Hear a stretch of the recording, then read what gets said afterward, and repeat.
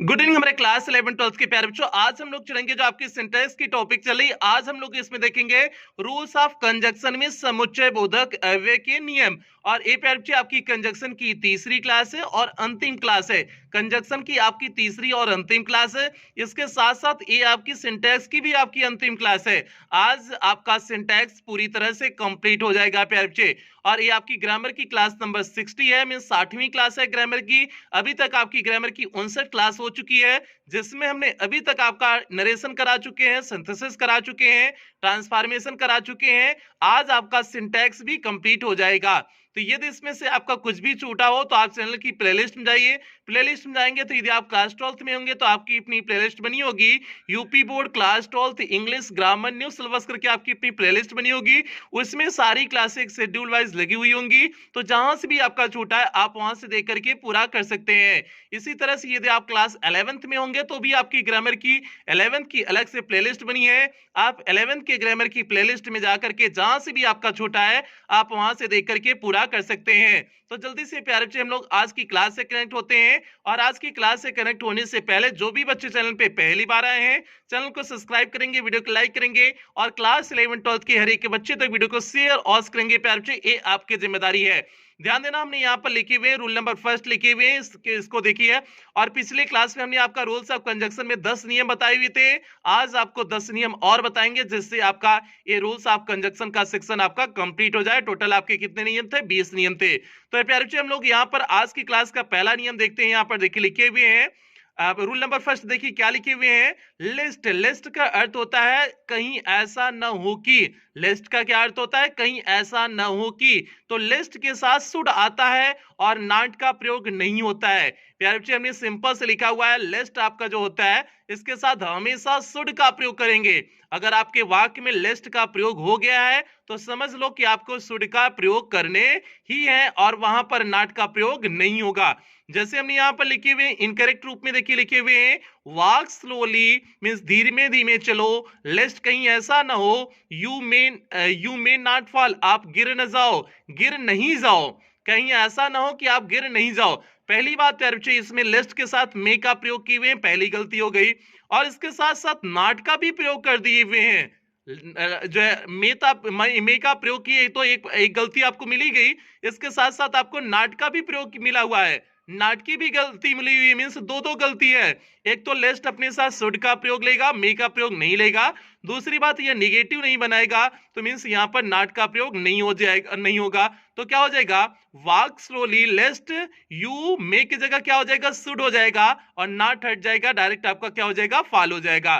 तो सिंपल सा हो गया, walk slowly लेस्ट you should fall हो जाएगा। मींस धीमे चलो कहीं ऐसा ना हो कि तुम गिर जाओ, मींस धीमे चलो कहीं ऐसा ना हो कि तुम गिर जाओ। तो प्यारे बच्चे सिंपल सी बात हमने आपको बताया, लिस्ट के साथ हमेशा शुड का प्रयोग करते हैं और यहां पर अन्य किसी भी मॉडल वर्ब का प्रयोग नहीं करेंगे। इसके साथ कभी भी नॉट का प्रयोग नहीं करते हैं, बस सिंपल सा लिस्ट के साथ शुड लगाएंगे, इसके साथ कभी नॉट का प्रयोग नहीं करेंगे। ये आपका रूल नंबर फर्स्ट हो गया। उम्मीद करते हैं आपको पहला नियम समझ में आ गया होगा अच्छे से। तो हम लोग दूसरे नियम की तरफ बढ़ते हैं, देखते हैं आपका दूसरा नियम क्या है। यहाँ पर देखिए हमने दूसरे नियम में लिखे हुए हैं, कुछ वर्डिंग लिखे हुए हैं। इन वर्डिंग को आपको याद रखनी है। ये वर्डिंग नहीं है, ये वर्ब्स हैं। कुछ वर्ब्स को आपको याद रखने हैं। रिगार्ड हो गया, डिस्क्राइब हो गया, रिप्रेजेंट हो गया, मेंशन हो गया, डिफाइन हो गया, ट्रीट हो गया, आदि वर्ब्स के पश्चात एज का प्रयोग होता है। तो प्यारे प्यारे बच्चे अगर आपके सेंटेंस में regard, describe, represent, mention, define, treat ऐसे शब्द आ जाएं तो इसके पश्चात अगर जरूरत होगी तो एज का प्रयोग होगा। और नेम, कॉल, थिंक, कंसीडर आदि वर्ब्स के पश्चात एज का प्रयोग नहीं होता है। कुछ के साथ एज के प्रयोग होंगे और कुछ के साथ नहीं होते हैं। वो दो चीजें आपको, दो टर्म यहाँ पर दिए हुए हैं। एक कुछ वर्ब्स ऐसे लिखे हुए हैं जिनके साथ एज का प्रयोग करते हैं अगर जरूरत पड़ती है, और कुछ वर्ड्स लिखे हुए हैं जिनके साथ एज का प्रयोग नहीं करते हैं। अब यहाँ पर किनके साथ करते हैं? Regard, describe, represent, mention, define, treat, इन वर्ब्स के पश्चात एज का प्रयोग करेंगे। लेकिन नेम हो गया, कॉल हो गया, थिंक हो गया, कंसीडर हो गया आदि ऐसी कुछ वर्ब्स होती हैं जिनके पश्चात एज का प्रयोग नहीं करते हैं। ये आपका रूल नंबर 2 हो गया। आप यार यहाँ पर देखिए एकदम सिंपल से इसके एग्जांपल हैं, क्योंकि ये रूल आपको बता दिए हुए उसी के बेस पे सिंपल से आपके एग्जांपल लिखे हुए हैं। देखिए पहले वाले वाक्य में हमने क्या लिखा हुआ है, इनकरेक्ट वाले वाक्य को देखिए पहले का, you are to have recorded, आपको जो है चाहिए कि आर टू मीन्स होता है चाहिए का संदर्भ होता है, you are to have recorded him your superior, आपको उसे जो है क्या मानना चाहिए, अपना सुप्रियर मानना चाहिए, मीन्स अपना बॉस मानना चाहिए। तो भैया ये बताओ रिकॉर्डेड आया है ना, रिकॉर्डेड आया है तो your superior as your superior होना चाहिए ना, क्योंकि रिकॉर्ड अपने साथ किसका लेगा, एज का प्रयोग लेगा। तो क्या हो जाएगा, इसका करेक्ट रूप क्या हो जाएगा, you are to have recorded आपको माननी चाहिए, हिम मीन्स उसे एज योर सुप्रियर हो जाएगा। यहां पर योर सुप्रियर डायरेक्ट नहीं होगा, एज योर सुप्रियर होगा, आपका करेक्ट रूप क्या हो जाएगा, एज योर सुप्रियर हो जाएगा। क्यों, क्योंकि रिकॉर्ड हमेशा अपने साथ किसका प्रयोग लेता है, एज का प्रयोग लेता है। तो आप इन वर्डिंग को ध्यान रखिएगा कि इनके साथ एज के प्रयोग करने हैं कि इनके साथ नहीं करने हैं। तो आपने करेक्ट रूप क्या लिख दिया, you are to have recorded him as your superior. तो प्यारे बच्चों ये आपका पहला एग्जांपल हो गया।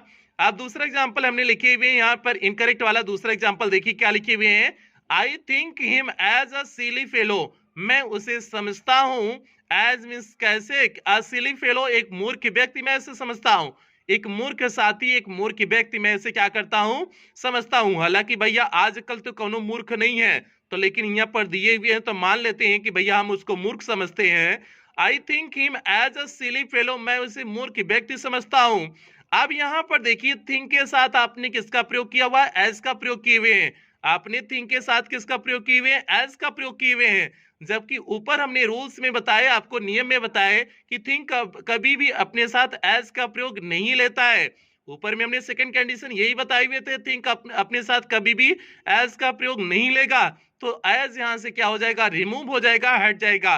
तो क्या हो जाएगा, आई think him a silly fellow direct हो जाएगा, एज का प्रयोग यहां पर नहीं होगा। तो प्यारे बच्चे इसमें मोटा मोटी आपको कुछ वर्ब्स बताए थे, कुछ वर्ब्स के साथ एज का प्रयोग होते हैं, कुछ के साथ नहीं होते हैं। बस दो कॉन्सेप्ट यहाँ पर आपको समझाए थे। उम्मीद करते हैं कॉन्सेप्ट आपको समझ आ गया होगा। तो हम लोग अगले नियम की तरफ बढ़ते हैं, देखते हैं आपका तीसरा नियम क्या है।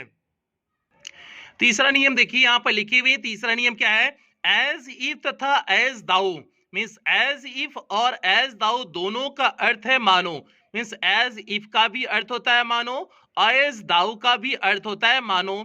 ये एज इफ तथा एज दाऊ दोनों का अर्थ होता है मानो। इनसे शर्त या कल्पना प्रकट होती है, सिंपल सी बात, इनसे किसका भाव प्रकट होता है, शर्त या कल्पना का भाव प्रकट होता है। इनके साथ पास्ट कंडीशनल टेंस का प्रयोग होता है, सिंपल सी बात है प्यारे बच्चे, इनके साथ पास्ट कंडीशनल टेंस का क्या होगा, प्रयोग होगा। इनके साथ कोई प्रेजेंट टेंस का प्रयोग नहीं होगा, इनके साथ पास्ट कंडीशनल टेंस का प्रयोग होगा, अर्थात पास्ट टेंस में प्रयोग होता है। एज इफ हो गया, एज दाऊ हो गया, मींस ये आपके हिंदी अर्थ क्या देते हैं, मानो का हिंदी अर्थ देते हैं।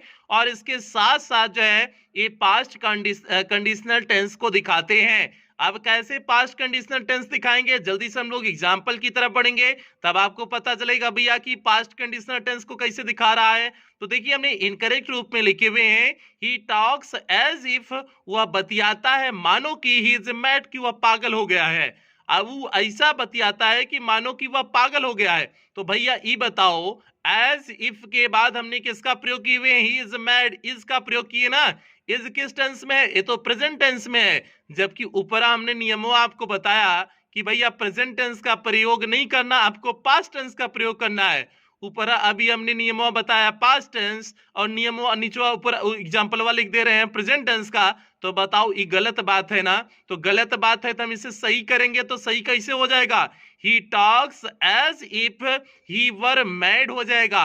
अब कैसे आपने वर का प्रयोग यहां कर दिए, ही आपका सिंगुलर है तो ही के लिए वाज हो जाएगा, लेकिन आपने वर का प्रयोग क्यों किया, क्योंकि आप जब किसी काल्पनिक घटना के बारे में सोचते हैं तो आप वहां पर वर का ही प्रयोग करते हैं, चाहे सिंगुलर सब्जेक्ट हो चाहे प्लूरल सब्जेक्ट हो, उससे फर्क नहीं पड़ता है। इससे हमने आपको प्रोनाउन वाले सेक्शन में भी आपको बताए हुए थे। तो प्यारे बच्चे आपका क्या हो गया, he talks as if he were mad, means वह ऐसे बात किया कि मानो वह पागल हो गया था। तो यहाँ पर पास्ट कंडीशनल टेंस को क्या किसने दिखाया, यहाँ पर एज इफ के बाद किसका प्रयोग किया गया, पास्ट कंडीशनल टेंस का प्रयोग किया गया।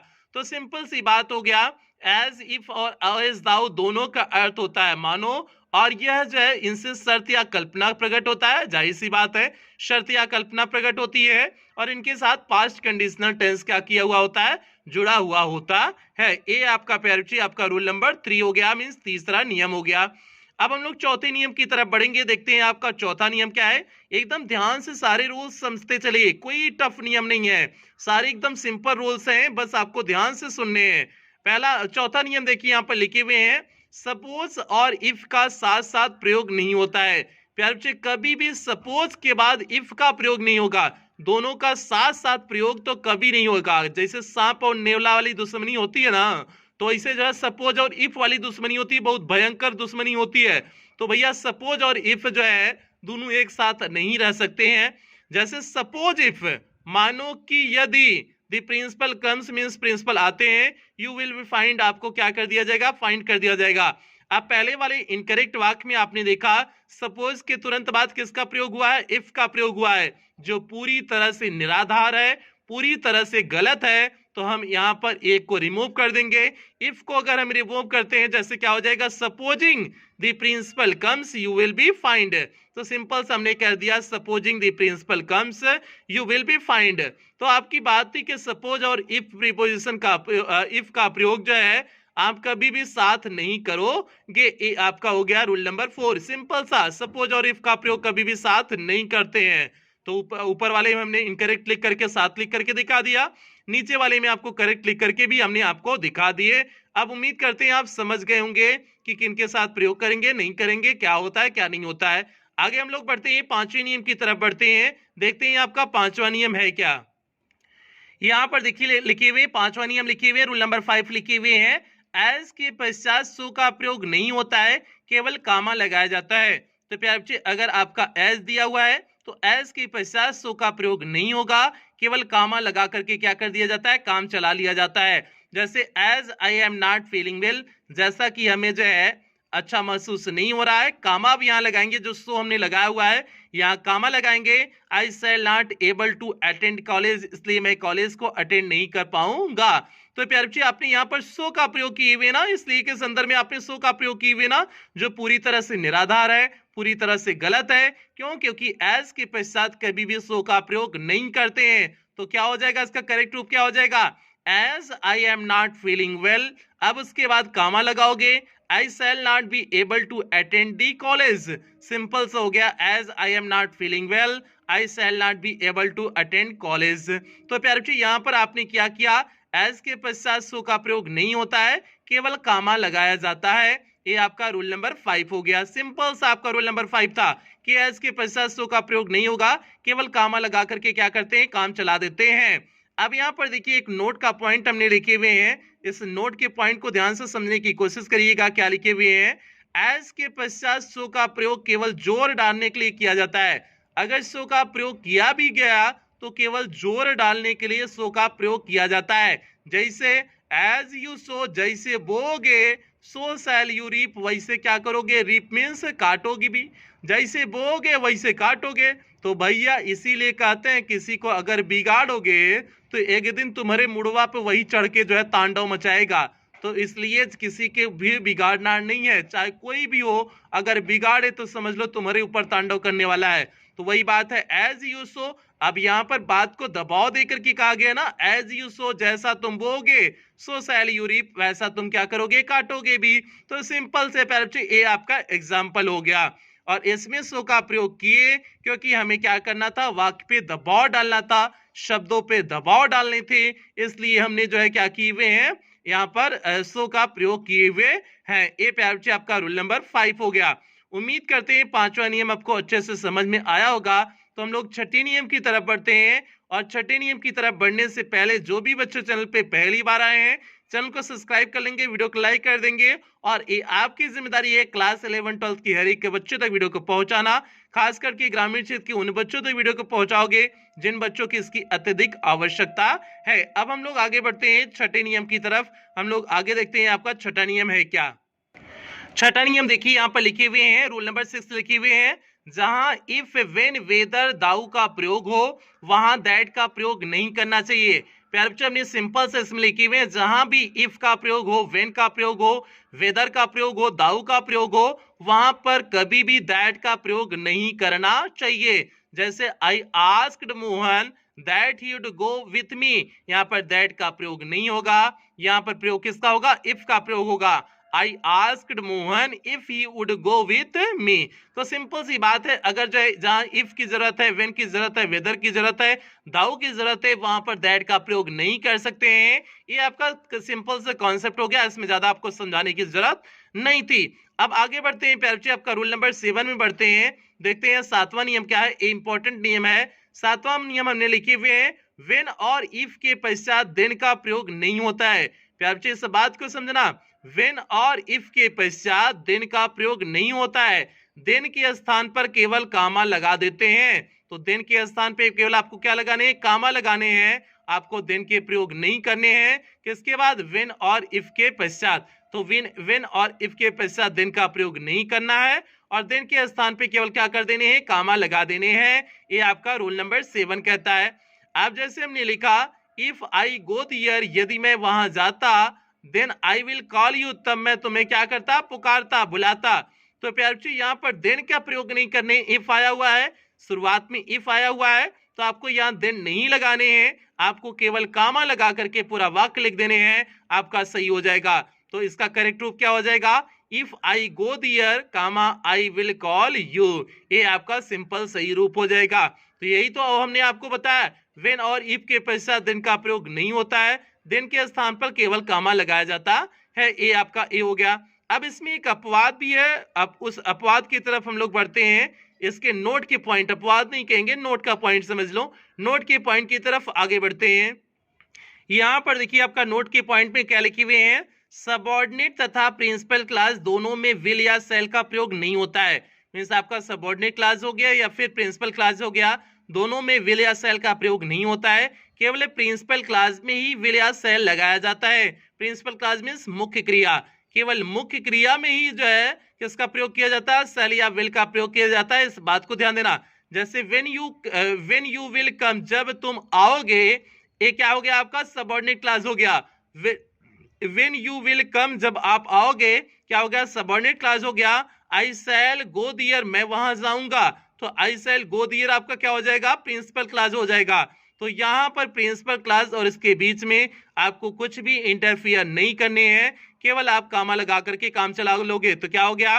व्हेन यू, अच्छा ये नहीं बात है, व्हेन यू विल कम। अब यहां पर देखो विल का प्रयोग किए हुए हैं और सेकंड वाले में भी शैल का प्रयोग किए हुए हैं। व्हेन यू विल कम, जब आप आओगे, तो ए आपका क्या हो गया? सबऑर्डिनेट क्लास हो गया। और सबऑर्डिनेट क्लास में हमने कहा हुआ है वो फ्यूचर टेंस में कभी भी नहीं होगा, केवल आपका प्रिंसिपल क्लास जो है वह फ्यूचर टेंस में हो सकता है। तो आई शैल गो देयर, ये सही है, आपका फ्यूचर टेंस में है। लेकिन व्हेन यू विल कम, ये बिल्कुल गलत है। क्यों गलत है? क्योंकि यहाँ पर फ्यूचर टेंस की बात नहीं हो रही है। यहाँ पर बात किसकी हो रही है? आपका ये आपका अलग टेंस होगा, मीन्स ये आपका फ्यूचर टेंस छोड़ करके कुछ भी हो सकता है। तो यहाँ पर क्या हो जाएगा? व्हेन यू कम हो जाएगा। क्यों हो गया? क्योंकि प्रेजेंट इंडेफिनिट टेंस कर दिए, फ्यूचर इंडेफिनिट है तो प्रेजेंट इंडेफिनिट टेंस कर देंगे। तो when you come I shall go there हो गया, सिंपल से हो गया। When you come I shall go there हो गया। तो आपने यहाँ पर देखा कि विल को रिमूव कर दिए। क्यों रिमूव किए? क्योंकि यह क्या दिखा रहा था? फ्यूचर टेंस को दिखा रहा था, रिपोर्टिंग वर्ब को। और जबकि रिपोर्टिंग वर्ब जो है रिपोर्टिंग वर्ब वाला सेक्शन, या फिर कह सकते हो सबऑर्डिनेट क्लास वाला कंजक्शन कभी भी विल का प्रयोग नहीं लेता है, केवल जो है आपका प्रिंसिपल क्लास वाला विल का प्रयोग लेता है। ये आपका नोट का पॉइंट और इंपॉर्टेंट पॉइंट था। उम्मीद करते हैं अब आपको समझ में आ गया होगा। तो हम लोग आगे बढ़ते हैं, आगे देखते हैं आगे क्या है। और आगे बढ़ने से पहले आपको पता है नीचे डायमंड एकेडमी क्लासेस दिख रहे हैं, तो आपको करने क्या है। आगे बढ़ते हैं हम लोग अगले रूल्स की तरफ आगे बढ़ते हैं। यहाँ पर देखिए आपका रूल नंबर 8 लिखे हुए, 8वां नियम लिखे हुए हैं, डायरेक्ट नरेशन में रिपोर्टेड स्पीच के पहले कंजक्शन दैट का प्रयोग नहीं होता है और न इनडायरेक्ट स्पीच में इंट्रागेटिव प्रोनाउन या इंट्रागेटिव एडवर्ब के पहले दैट का प्रयोग होता है। ये प्यार से हमने डायरेक्ट और इनडायरेक्ट स्पीच में आपको वहां पर बताए हुए थे और यहां पर भी एग्जांपल से डायरेक्ट समझा देते हैं। आप जो है उसके नियम में क्या दिया हुआ है, हो सकता है आप उससे कंफ्यूज हो जाओ, एग्जांपल से बेहतर ढंग से समझ जाओगे। प्यार से यहाँ पर देखिए आपका पहला एग्जांपल लिखे हुए हैं, इनकरेक्ट वाला देखिए आपका पहला इनकरेक्ट लिखे हुए हैं। ही सेड दैट, उसने कहा I will give you a pen, मैं आपको एक कलम दूंगा। अब प्यारे बच्चों यहाँ पर दैट का प्रयोग आपको दिख रहा है। दैट का प्रयोग कैसे हो सकता है? रिपोर्टिंग वर्ब में सब्जेक्ट होगा, ऑब्जेक्ट होगा, यही तो होता है। रिपोर्टिंग वर्ब में क्या होता है? सब्जेक्ट ऑब्जेक्ट होता है, यही तो होता है। दैट का प्रयोग कब करते हैं? असर्टिव सेंटेंस में कामा इन्वर्टेड कामा को हटाएंगे तब दैट का प्रयोग करते हैं ना। तो यहाँ पर कौन से कामा हटाए हैं, कौन से इनका नहीं हटाए हैं? ऐसा कुछ नहीं है ना। तो दैट का प्रयोग जो है डायरेक्ट स्पीच में कभी भी ऐसा नहीं कर सकते हैं ना कि डायरेक्ट जो है दैट को लिख दें। डायरेक्ट कैसे लिख सकते हैं? इनडायरेक्ट स्पीच में उसे लिखते हैं ना, डायरेक्ट स्पीच में तो नहीं लिख सकते हैं। तो इसका ए क्या हो जाएगा? ही सेड हो जाएगा, comma inverted comma, I will give you a pen, simple से हो गया। He said I will give you a pen हो गया। ए आपका क्या हो गया? करेक्ट हो गया। तो आपने करेक्शन कैसे किया? दैट को हटा करके। क्यों हटाए? क्योंकि यहाँ पर जो है आपका रिपोर्टिंग वर्ब वाला सेक्शन कभी भी रिपोर्टिंग वर्ब वाला सेक्शन सब्जेक्ट ऑब्जेक्ट और वर्ब के अलावा और कुछ आ नहीं सकता है। आएगा तो आप समझ जाना कि उसे सेटल कहाँ करनी है, गलत ढंग से यूज किया गया, क्या कैसे यूज किया गया है, आप उसे देख करके क्लियर करेंगे। एक तो प्यार हो गया आपका रिपोर्टिंग वर्ब वाले सेक्शन में हो गया। अब दूसरा वाक्य हमने लिखी हुई, the policeman asked the boy, means policeman ने लड़के से कहा that why he was weeping, की वह रो क्यों रहा है। तो प्यार बच्चों यहाँ पर वाई आपको दिख रहा होगा, पहले वाले वाक्य में वाई दिख रहा होगा और वाई के पहले दैट का प्रयोग किया गया है। तो ये पूरी तरह से गलत है, बिल्कुल गलत है कि वाई के पश्चात मींस क्वेश्चन वर्ड के पश्चात मींस चाहे इंटरोगेटिव प्रोनाउन हो, चाहे इंटरोगेटिव क्या हो आपका, इंटरोगेटिव प्रोनाउन हो, चाहे या कुछ भी हो आपका, तो आप यहाँ पर आपके जो है यहाँ पर एडवर्ब भी कर सकते हो, इंटरोगेटिव एडवर्ब हो, कुछ भी हो, आप यहाँ पर दैट उसके पहले प्रयोग कभी भी नहीं करेंगे। क्वेश्चन वर्ड आपका वाई क्या है? क्वेश्चन वर्ड है, तो आप उसके पहले दैट का प्रयोग नहीं करेंगे। आपका क्या हो जाएगा? The policeman asked the boy why he was weeping, तो यहाँ पर दैट रिमूव कर दिए, क्या हो गया? व्हाई ही वाज वीपिंग हो गया, सिंपल सा हो गया। The policeman asked the boy why he was weeping. तो आपने इस तरह से परिवर्तन करते हैं। अब उम्मीद करते हैं आप समझ गए होंगे किस तरह से परिवर्तन करते हैं। बस आज के कॉन्सेप्ट में इसमें हमने आपको बताया कि दैट का प्रयोग रिपोर्टिंग वर्ब वाले सेक्शन में नहीं करेंगे। क्यों नहीं करेंगे उसके भी पीछे वजह बताया, और क्वेश्चन वर्ड के पहले जो है दैट का प्रयोग कभी भी नहीं करते हैं। ये आपका जो है आपका कॉन्सेप्ट नंबर 8वां था। अब हम लोग 9वें कॉन्सेप्ट की तरफ बढ़ते हैं, देखते हैं आपका 9वां कॉन्सेप्ट क्या है, और उसके बाद फिर 10वां देखेंगे, फिर इसके बाद सिंटैक्स की क्लास कंप्लीट करेंगे। तो जल्दी से प्यारे हम लोग 9वें कॉन्सेप्ट की तरफ आगे बढ़ते हैं। यहाँ पर देखिए हमने लिखी हुई है रूल नंबर 9 लिखी हुई है, 9वां नियम लिखी हुई है। इसके बाद एक नियम और बचेगा। सिंस का जब कंजक्शन के रूप में प्रयोग होता है तो सिंस से पहले क्लास में प्रेजेंट परफेक्ट टेंस तथा सिंस के बाद वाले क्लास में सिंपल पास्ट टेंस का प्रयोग करते हैं। सिंपल सी बात यहाँ पर लिखी हुई है, प्रेजेंट परफेक्ट टेंस में आपका पहले वाला वाक्य होगा और दूसरे वाला वाक्य आपका जो है पास्ट इंडेफिनिट टेंस में होता है। ये आपका क्या हो गया?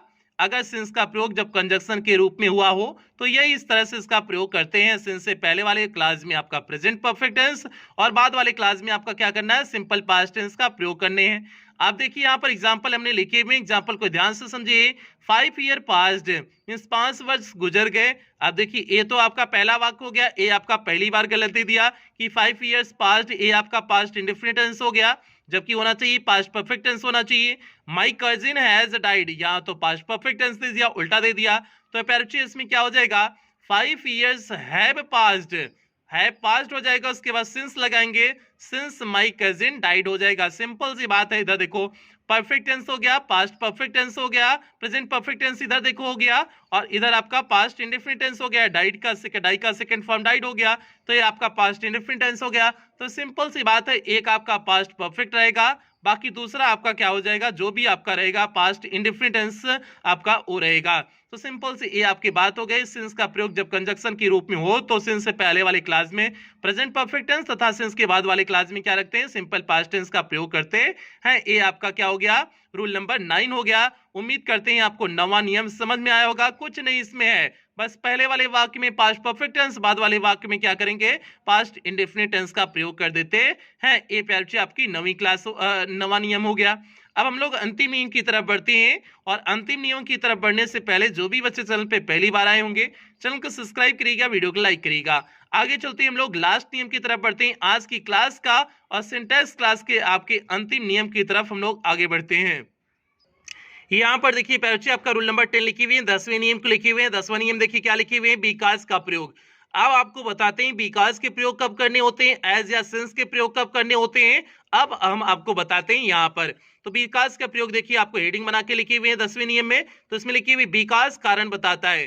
बिकॉज आपको क्या दिखाता है, कारण दिखाता है। एज तथा सिंस भी कारण बताने के लिए प्रयुक्त होते हैं प्यारे बच्चे। आपका एज हो गया या सिंस भी हो गया आपका कारण दिखाने के लिए प्रयुक्त होते हैं। लेकिन एज और सिंस का प्रयोग साधारणतः प्रथम उपवाक्य में होता है, जबकि बिकॉज का प्रयोग दो में से बाद वाले उपवाक्य में होता है। प्यारे बच्चे आपका एज और सिंस का जब प्रयोग करते हैं तो वह जिस वाक्य में होगा उसके पहले वाले उपवाक्य में एज और सिंस का प्रयोग होगा, और बिकॉज वाला जब भी प्रयोग किया जाता है तो बाद वाले वाक्य के साथ जुड़ा हुआ होता है। तो सिंपल सी बात होगी कि एज वाला आपका पहले प्रयोग किया जाएगा किसी वाक्य, और जो है बाद वाला आपका किस में प्रयोग किया जाएगा कि वाक्य के बाद में प्रयुक्त होता है। अब जैसे हमने एग्जांपल लिखे हुए हैं, इस एग्जांपल को ध्यान से समझिए। As he is weak he should take rest, जैसा कि वह कमजोर है, ही शुड टेक रेस्ट, उसे आराम करना चाहिए। अब यहाँ पर एज का प्रयोग शुरुआत में किया गया ना, एज का प्रयोग किया गया, तो बताओ यहाँ पर क्या हो जानी चाहिए, सिंपल सी बात। एज मींस क्या कारण दिखा रहा है ना, एज ही इज वीक, जैसा कि वह कमजोर है, ही शुड टेक रेस्ट, उसे आराम करना चाहिए। तो एज ने रीजन दिखाया, कारण दिखाया ना, कारण के लिए हम किसका प्रयोग करेंगे, एज का प्रयोग करेंगे, ये हो गया। अब जैसे सिंस का भी इसी तरह से प्रयोग कर सकते हो। Since he is a poor he can not buy a क्या हो जाएगा, साइकिल। तो सिंस ही इज पुअर, क्योंकि वह गरीब है, ही can not buy a cycle, वह साइकिल नहीं खरीद सकता। तो प्यारे बच्चों यहाँ पर सिंस का क्या हो गया, सिंस इज पुअर आपका क्या हो गया, ये आपका कारण दिखा रहा है। कारण दिखाने के लिए एज और सिंस कहाँ प्रयोग हुए हैं, उपवाक्य के पहले में प्रयोग किए गए हैं। तो उपवाक्य अगर पहले में प्रयोग एज सिंस का किया जाता है तो आपका बिल्कुल सही है। बीच में कहीं आ रहा है तो आपका दिक्कत होता है, बीच में कौन आएगा, बिकॉज आएगा। जैसे ही इज नॉट हैप्पी, वह प्रसन्न नहीं है, बिकॉज क्योंकि ही इज इन ट्रबल, क्योंकि वह परेशानी में है, समस्या में है।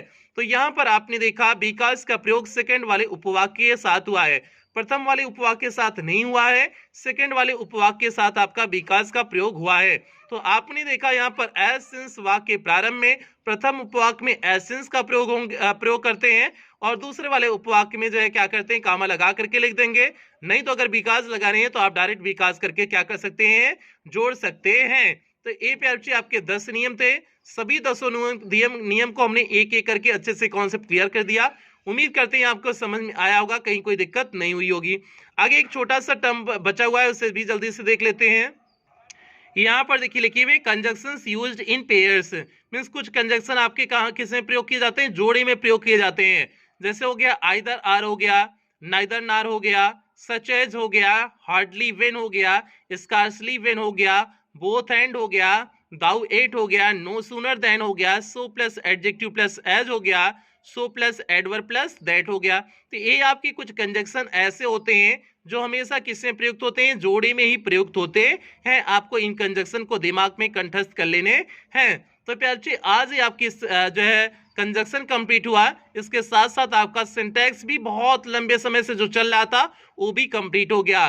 तो आपका अब कर सकते हैं नरेशन, सिंथेसिस, ट्रांसफॉर्मेशन, सिंटैक्स, जो ग्रामर की मूल टॉपिक होती है, सभी आपकी मूल टॉपिक क्या हो चुकी है, कंप्लीट हो चुकी है। तो यदि इसमें से आपका कुछ भी छूटा हो तो आप चैनल की प्लेलिस्ट में जाकर के जिस भी क्लास के होंगे उस क्लास की प्लेलिस्ट में जाकर के अपना देख करके पूरा कर सकते हैं। और यदि प्यारे बच्चे आप चैनल पे नए हैं, चैनल को सब्सक्राइब करिएगा, वीडियो को लाइक करिएगा, और क्लास 11-12 की हर एक बच्चे तक वीडियो को शेयर और करिएगा। प्यारे बच्चे ये आपकी जिम्मेदारी है, खास करके ग्रामीण क्षेत्र के उन बच्चों तक वीडियो को पहुंचाने की कोशिश करना जो बच्चे स्कूल कोचिंग नहीं जा पाते हैं, जिन बच्चों की इसकी अत्यधिक आवश्यकता है। तो प्यारे बच्चे इन्हीं शब्दों के साथ आज की क्लास कंप्लीट करेंगे। और हाँ, यदि आप हमारी ब्लॉगिंग चैनल से जुड़ना चाहते हैं, जैसे नीचे सूरज यादव जौनपुर करके लिखा गया है उसी तरह से यूट्यूब पे सर्च करेंगे, मेरा ब्लॉगिंग चैनल मिल जाएगा, आप वहां से भी मुझसे जुड़ सकते हैं। तो प्यारे बच्चों मिलते हैं, कल वाली क्लास में मिलते हैं। तब तक आप लोग अपना ध्यान रखें, अपने परिवार का ध्यान रखें। Love you.